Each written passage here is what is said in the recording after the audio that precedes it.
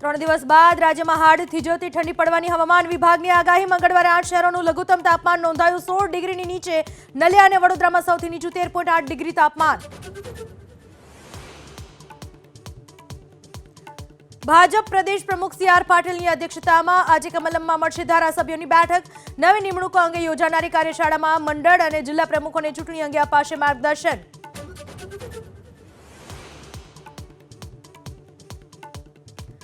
Cricketer Cheteshwar પૂજારાના સાળા જીત પાબારે વિરુદ્ધ દુષ્કર્મની ફરિયાદ।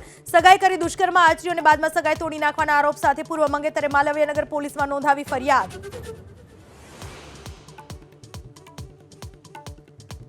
ભાવનગરમાં 4 વર્ષની બાળકી ઉપર દુષ્કર્મ આચરી નરાધમ થયો ફરાર। મોડી રાત્રે બાળકીને સારવાર માટે હોસ્પિટલમાં કરાઈ દાખલ। વરતેજ પોલીસે આરોપીને પકડવા શરૂ કરી શોધખોળ।